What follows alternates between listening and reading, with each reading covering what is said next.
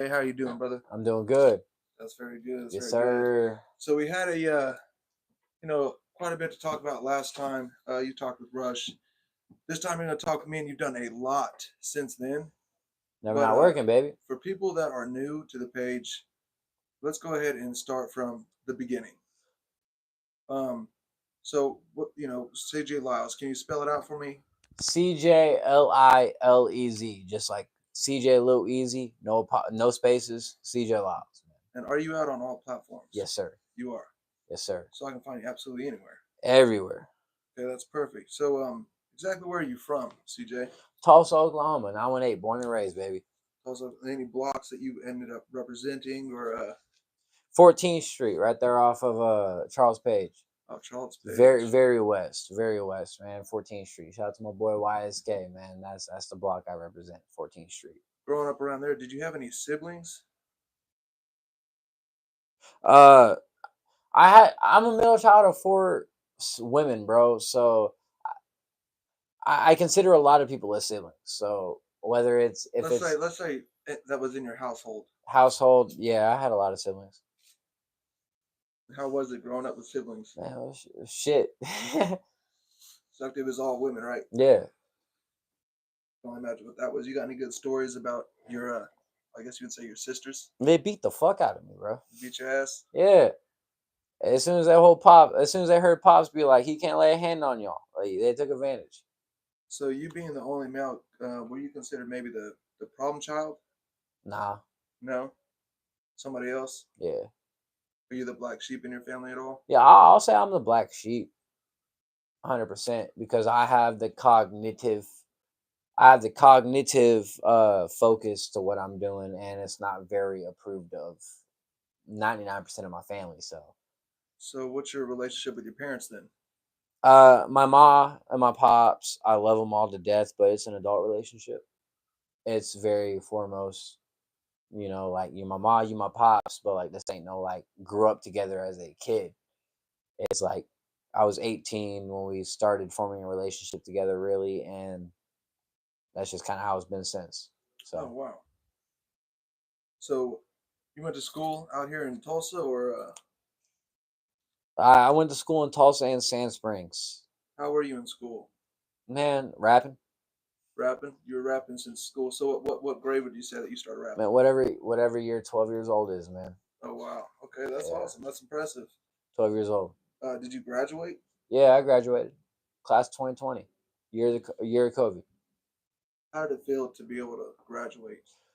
Man, my graduation experience might be different because, like I said, I was a year of COVID, man, so I didn't get prom or nothing. I didn't even really get a full graduation. It was just like kind of a half-ass graduation there. Yeah, like, if it wasn't for this DUI I'm facing, I'd still be on spring break, but I went back to school, so. But you went back to school? For DUI school. Oh, wow. Yeah. Not the kind of school you want to go to. Yeah, right? No, but no, that's that experience, man. It's just it cut off short. How old were you when you got your first job? Well, let's say legal job. 18. 18. And what were you doing? I was making subs at Firehouse Subs. Firehouse Subs. Yeah.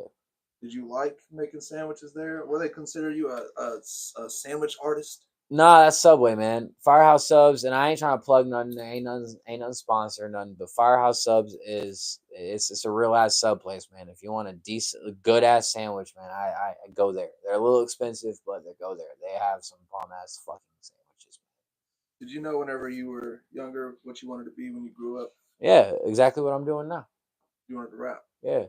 Be an artist. Mm-hmm. You have a 5-year goal for that plan? Kinda. Not really. Not really. You're just going with the flow. Well, I just been through a lot of life, man. I've been through a lot of life, so like trying to sit there and schedule everything up to date, but with life happening, you never know. So I want to say I do have a 5-year plan because I kind of have an idea of what I want to be doing in 5 years, but also at the same time, I'm very understanding of life and it can happen at any point. So what is that 5-year goal that you do understand that you want, but may not happen? Hopefully to be somewhere farther in the music. no matter what it looks like, just somewhere farther up in the next chapter, the next step. You said 12 years old. You were rapping already. Yeah. What's your first memory of trying to make music or trying to be about music? I could tell you right now. I was at the YMCA Tandy YMCA off 51st and Yale. I was sitting there. I was waiting for my time to go on the fucking court, and I've always loved hip hop music, man. But I've never really rapped my own. So I was listening to this rap song called Eminem Bully, and That's a good one. all you ever be is a faded memory of a bully. Yeah, I made my own little parody to it, and ever since then, I ain't really ever stopped writing. What do you think about your first written song? My first, What do you think about it now? it's just trash. It's just trash. Yeah, 100%. And back then, how would you feel about it? The shit was probably the hardest out there. That's a good one. So, being that young rapping, it's actually kind of rare to see that nowadays. They kind of push kids to do that for industry.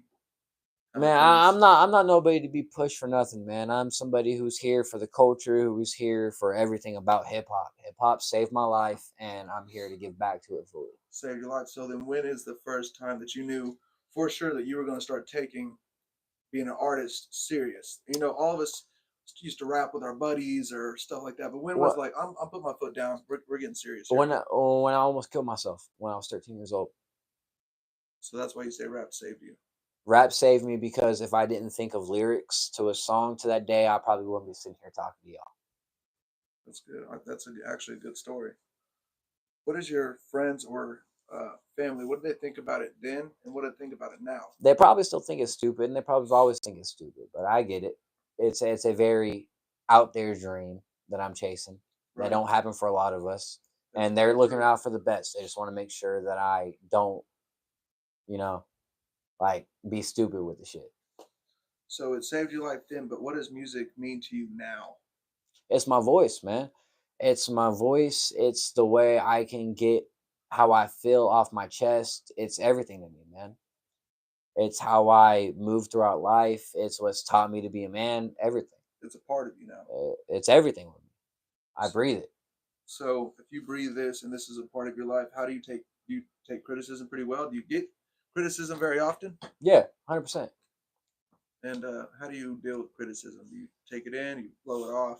Man, ain't not hating, but criticism.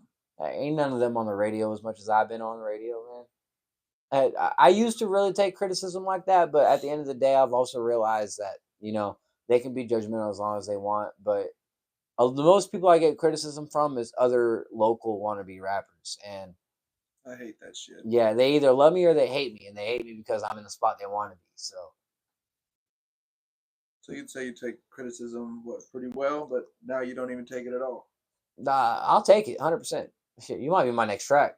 Might be the fucking inspiration for my next track. I don't care, but I'm not letting criticism be the drive and the focus of what people hear from me. So for people that listen to your music, can you tell them a little bit about what your recording sessions are like what it is behind the scenes of making a track with CJ Lyles? You feel it. You feel it. You feel every aspect of it. I don't ever want to go into to a track, no matter how low key or high key it is, without you being able to feel any single word that I say. No matter how emotional it is or how hype it is, I want y'all to feel. No matter if it's just the word just A, or if it's the word THE. Like, I want y'all to feel every single word I say. So that's my mindset going in every single track. What's your recording process then? It varies on the vibe, man. Sometimes I'll freestyle a track. Sometimes I'll have something wrote. Sometimes I'll just want to be in the studio like we did tonight and hear a beat and just go with it. Like I said, there's no limit to me in making music. There's never been a limit. I'll make whenever the music gets made is whenever the music gets made. I if I put a limit on it, I feel like it chops off the creativity. So let's go with you starting to take music very serious. Where did you record then, and where do you record now? I recorded then on my fucking voice memos, and now I record on for the people who care about it, I record on a SMB7 Shure mic with a Scarlett 4-set 4th gen audio interface. It's a But pretty decent setup. for the people who don't know what I'm talking about, I have a pretty decent solid mic and an interface. So I'm just looking for headphones. But other than that, that's how I record. I record however I can, whenever I can, live whenever. So taking it back then, how do you what's your progress like right now? Like, are you happy with your progress? Yeah, 100%. I'm 100% happy with my progress, man. I don't feel like there's anybody out here really progressing as much as I have when it comes to not even just, I'm not talking about like fame or name or notoriety. I'm talking about just respect and when it comes to who you are as an artist, because you can, in my opinion, you can have a hot track, but what are you doing after that track? Right. You could be a one hit wonder. Yeah, you could be a one-hit wonder, Right. man. So it's more or less like, oh, I could have a good song, but anybody can make a good rap song. But that 11 years that's been rapping tells that story of, if I say I have a hit, I probably have a hit because I'm here for the music. I'm not just here to make a hit catchy rap song, catch a vibe, catch an aura. No, that ain't me. It's not I about the money for you. Nah, it's all about the art and the love for I the respect culture. that. A lot of people got into it telling me it's all about the money. So I like that you love what you do. So far, what's your biggest accomplishment to date? Oh, there's a lot of them, man. To put So it- name off a couple. to put a few up there, I hosted my 21st birthday bash at the Vanguard, I which is remember my that. very first, like, as a artist and kind of booking and everything. That was kind of my first all around show I got to put my hands on. Opening up for Blind Fury and Chris Calico were two very, very appreciative, and I don't take none of those for granted. Those are up top tier. Um, Really, the radio recently, just because we just start wrapping shit up. Shout out to my boy Midwest on the fucking ones and twos on the. Yeah, man, it's K Jams 105.3. They've been showing me a lot of love here recently, so that's a bucket list item for me, man. Me and you grew up fucking watching them rappers rap on the radio. So for me to be able to actually do that is just crazy. Not even just if I'm doing good or not. Just the first time I did it was just crazy to me. And the fact that I'm still able, and like I said, I did my 4th time today, and I'm going up there again for a takeover. I won a takeover, so that's just surreal. And I never thought I'd get that day in my life. So I always gotta show up and show love to the people who put me on for that as well. And you won the takeover against exactly how many artists and who? So it was 4 weeks. It was a verse versus verse. So it wasn't necessarily who's the hardest artist, is who delivered the better verse. And I won. I beat rappers like very local rappers like Three Loc, I think is his name. If not, I'm sorry if I'm butchering your name, brother. Never heard of him. Uh, it's three some. I know that for a fact. Legitimate. Shout out to Legitimate. Shout out legitimate. He's one of the hardest battle rappers I've met out there with Aaron Sawyer and very, fucking very technical. Beans Corleone, bro. Yeah, they're one of my favorite battle rappers. I won against him. I barely scared by him. I just won against G Wayne today. Shout out to G Wayne. He's one of the hardest salsa rappers I know of. Like I said, it was a lot of heavy hitters, man. It wasn't like you just go up there and you expect somebody who knows how to rap. Vice versa, there's people who are actually conditioned and seasoned, who's been in front of cameras. That's a real accomplishment. Yeah, real accomplishment and real compliments, man. And the fact that I won this shit, bro. I ain't trying to say it put like, it adds to the ego, but it does a little bit, man. But I'll have love for every artist that I went up with. Hell, I even have love for Shub, Jay the Icon, every artist that I met up at 105 K Jams up there, battle or just kicking it up there. I have love for. It was a very humbling but surreal experience, bro. Like you would see like RIAA like certified records, bro. Like real life, like plaque records in the halls, bro. Like it was wild.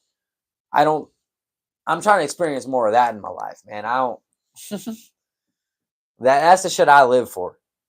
congratulations on your win there. That's absolutely awesome. That is a big accomplishment. So you do quite a bit of shows, correct? Yeah.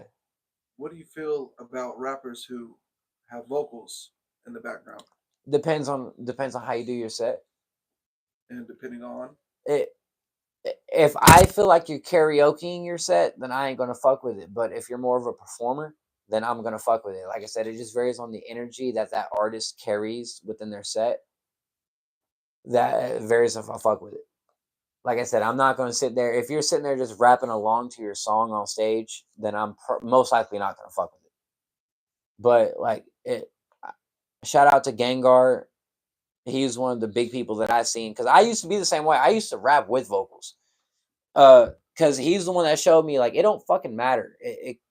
As long as you delivered the right amount of energy to it and you delivered that performance to it, it don't matter if you rap with your vocals or not. But I've also seen, like I said, a lot of rappers with that like just karaoke their shit, and I'm like, all right, we're cool. So, but my overall opinion is, if you are a performer and you want to keep your vocals in your shit, okay, show me otherwise. Get on stage, perform, outshine, outdo your shit, and do your shit. But if you're an MC, man, if you're hip hop, if you believe in the shit, how I believe and how I bleed this shit, don't do no vocals. Don't do it. do you have a good story or a crazy time, like your craziest time at a show? What's the craziest story that you could give the audience? Uh, Shout out Celtics. He was gonna know this one. Shout out my boy Celtics. I opened up for this art. My boy Celtics put on this show by this bigger name artist named Skits Craven. And I walked in probably fucked up. No, not probably. I did. I walked in very fucked up. I was fucked up. I was off like almost a full fifth of 1800 before the doors opened, signing autographs. But that was probably the most rock star experience that I've ever felt from every aspect. Like I took Molly with some strangers in the crowd. I went on stage. Me and Queen Ace took over the crowd, controlled the crowd. This is back in 2022, 2021. I don't remember exactly what year. And I went home with a few of the fucking main crowd's groupies. So you can't get mad at that. That night was probably Juice Maker, Skits Craven, Juice Maker. My bad, I'm burping. R.I.P. Juice Maker, right? Yeah, R.I.P. Juice Maker. But that's probably one of my top shows I've done. So with all the shows you've done, all the studio time you've been through, how many tracks would you say that you've got out in public that the public can listen to? All right now? Yeah. 10 to 20. 10 to 20? Right now, in public. Well, like I said, I've been recording and making music for all my life. You were there, a part of it where I really did a reset and I deleted almost everything. Right. So since the reset. Since the reset, about 15, 25. And that's just because I don't keep count. I make music, and then however I feel about it, I release it or I don't. So I can't give you an exact number of how much I've released, but since the reboot, probably about 15, 20. Because I uploaded that mixed. I released the DGK, the mixtape, and then I released some ghetto boys, the project with DYG and FaZe. But yeah, that's. How many tracks do you have that's not out in public? Oh, since the reset. I don't have a number for that. Do you have a reason? Is there like a track that you've ever done? You're like, oh my god, that track just sucks. Yeah. 100%. So 100% got tracks that will never come out. Never come out.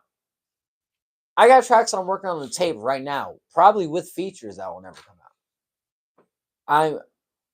As much as that I love making music, it's just I don't want to be one of those people that just every time I make a song, release it. I want to make sure that it hits. I want to make sure that it sounds good, everything, all 9 yards before I release it. So that's kind of my theory of it. So I have a lot of tracks in the vault. I don't want y'all to think that CJ Lyles ain't working. CJ Lyles is always working. He's always in the studio writing and recording or whatever. But what y'all hear is eventually what y'all hear and what I showcase. And other than that, I got over thousands of vote. Who did you look up to in the profession that you're in? Like locally or just in general? Let's start off locally, and then let's start off like Jag Mob. Shout out Shabaka, Jag Mob. He gave me FL Studio when I was 14 years old. He looked at me.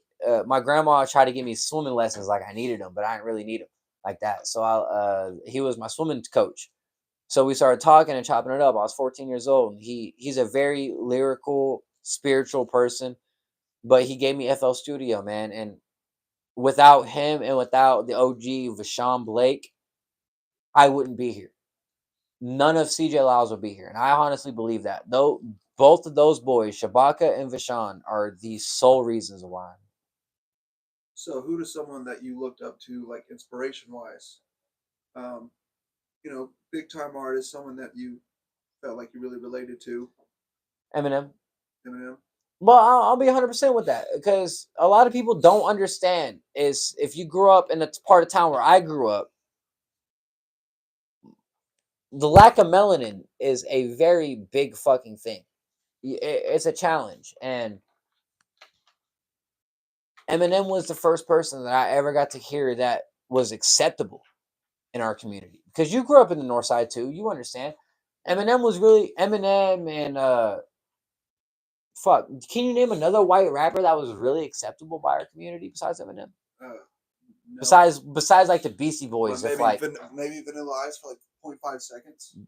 Vanilla Ice actually can make some cold music. My pops listens to his newer shit, but besides that, nah. But Eminem is because he made me 100% believe and realize that somebody of my skin, with my love for what I do, can do what I do.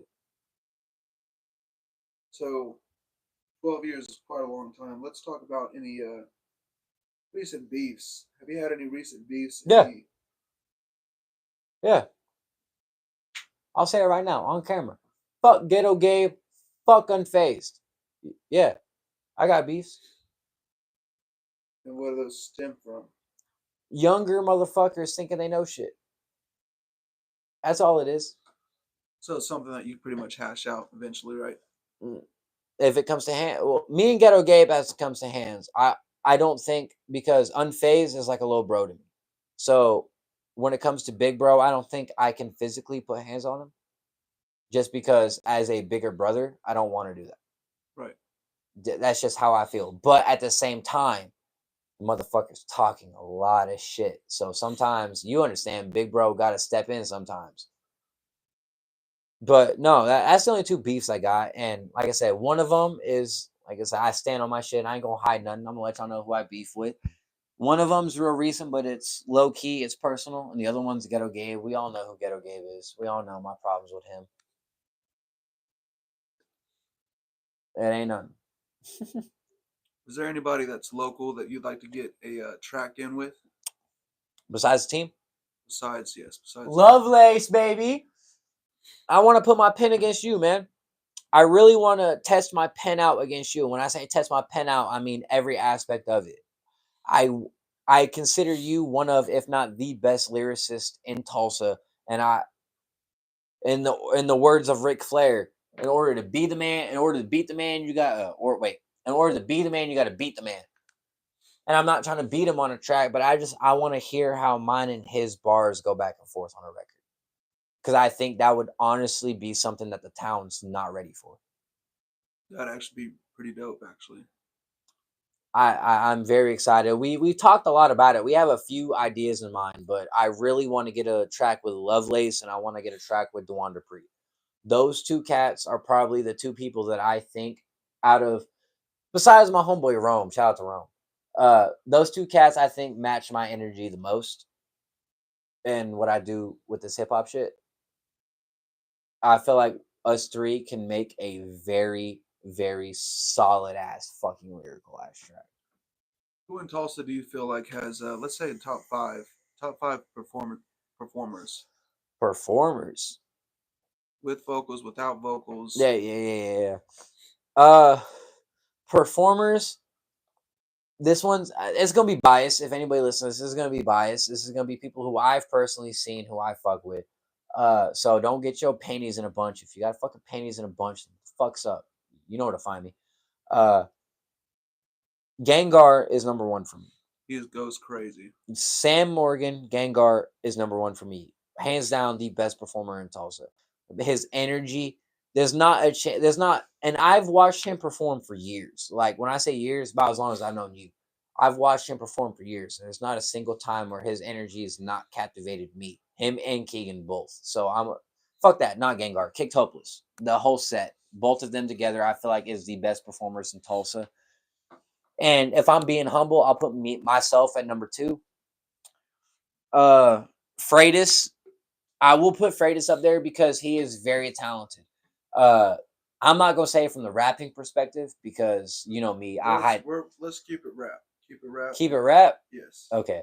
I'm about to say because that motherfucker can shred on a guitar like crazy, and his pedals is crazy. But keep it rap. Electrifying people that really interact with the crowd. I definitely know that Kicked Hopeless does. They're Kicked Hopeless. Monsters. Well, the only reason I say, but they're monsters, man. They are monsters. They're monsters, bro. He don't perform no more, but King Castro X, my homeboy, shout out Castro, bro. He don't do rap music no more, but he was a hell of a fucking performer, man. So there was a shout out to him, but let's think of people that are rapping now. Performing today. Today, man, everybody karaoke their shit.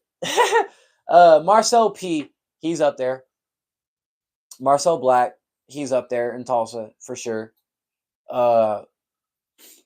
J-Rob never disappoints. It's hard to give a top 5 like that, man. You can do a top 10. I'm just talking about people that really get the crowd moving, really get into it. Yeah, J-Rob's one of those, man. You've seen it. Oh yeah, no, I've definitely seen it. If he ain't asking for a cigarette, he can rock the mic 100%. Shout out to J-Rob. Asking for a cigarette is crazy. Shout out to J-Rob and everybody over there at Why Fear, man. We about to get a video there soon. So with vocals, I will say respect the craft. I do enjoy their performance, and that is excluding my love for Hot Boy Global and my respect for him because me and him go a little bit farther back than everybody else. But respect the craft, I do fuck with. Heavy, obviously, you had different opinions how I had opinions for my birthday bash, but they did great. Yeah, no, they did, and they performed the fuck. They were lit, and they do good, bro. Hakeem, fucking everybody on that fucking shit, bro. They do their thing. Nobody's really sticking out in Tulsa, man. No, N. Darko is one of my personal favorites. Shout out N. I love you, boy. That's my bro, for real.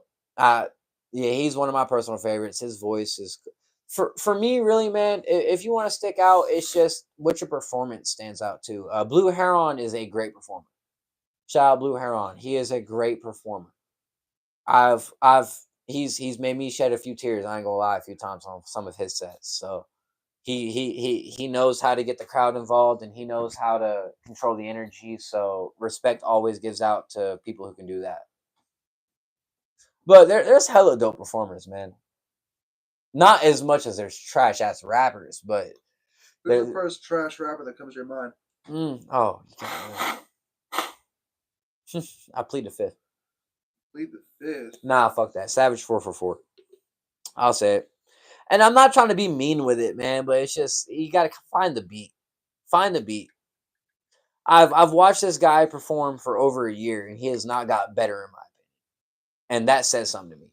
If I've watched you perform for over a year and your music has not gotten better as a local rapper, then but there's a lot of trash rappers, man. And I want, like, you heard me the last time I said it. Not everybody who can rap can rap. Everybody can learn how to rap, but that doesn't mean you're a fucking rapper. I don't even think that's true. I've seen people who want to rap so bad, have them in the studio and give them their money back within 5 minutes, tell them to get the fuck out. Yeah, but I've also met people who can legitimately rap who don't want nothing to do with like the scene or nothing. They just love to rap. That's where I was getting at. Yeah, no. So I've met a lot of diverse people. So I've met a lot of trash people, and I'm sorry for putting you on blast, homie. It's just I'm not out a lot now. I'm more on in the studio working. So you're just the most recent person I can think of. But yeah, and I'm not going to even say he's complete trash, but he just needs to work a lot. He needs to work on his shit, and he'll get good. Do you think he has a little bit of potential? Yeah, no, he does. There's not one person I've not heard in Tulsa that doesn't have potential. But you know, you can attest from where I can attest the same point. Everybody and their fucking mama can have potential. It's just what the fuck to do with it. That's all it is. So on the rap side of things, not MCs, rappers, who, let's say a top 5, unless you got a top 10. Who do you think's making some noise? If people give Lovelace the credit he deserves, Lovelace 100% for sure. But that's just because like I've known Lovelace for since I was 19, and we've had a lot of conversations, and just watching him how listening to every track he releases and just knowing how his mind works is just fucking mind boggling to me. And I always try to pick up something from him. So Lovelace is up there with me. You're up there with me, believe it or not. I know you probably didn't believe it, but you're up there for me just because your energy on stage, bro. That's just shit's unmatched. You literally took my fucking name, the latest white boy in Tulsa, and ran with it. And that's just something I have to respect. So I put you up there. It's hard for me to make that list because I look at a lot of different angles. Like I said, you heard me talk about Eminem as my fucking like look up to, but like Eminem's not. I don't think Eminem's the greatest rapper of all time. I think Lil Wayne is the greatest rapper of all time. But that's just looking at different sides of rap music. You feel me? It's like putting Kevin Gates up against Earl Sweatshirt. That makes no sense. Right. So you're working on a tape right now, correct? Yeah, mixtape. What's it called, and how many tracks do you think you're gonna have on it? I'm shooting for 17. 17. Yeah, I'm shooting for 17 tracks. It's probably gonna be a little more, a little less, but it's called Aggravated. And it's a mixtape, man. It's a free mixtape. You can put on all platforms. You're probably only gonna find it on a website, like a website that I make, but like I said, it ain't out yet. But I'm gonna try to make a website to release it on for free downloads. It's gonna be on YouTube and SoundCloud. Every mixtape I release is gonna be free to every ear that can listen to it. That's awesome. So, well, not everybody can pay for Spotify Premium and shit. You feel me?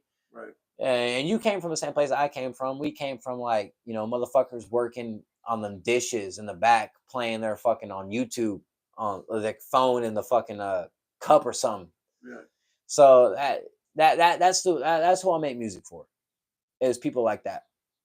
You have any ending shout outs? We're getting to the 30-minute mark. You got any ending shout outs or ending comments? Man, I just want to shout out everybody who's been rocking with me. Like I said, this has been an 11-year journey. And y'all, whoever been here since day one, y'all know if I set my mind on something, I'm going to do it. So once I set my mind on this, I've been doing it.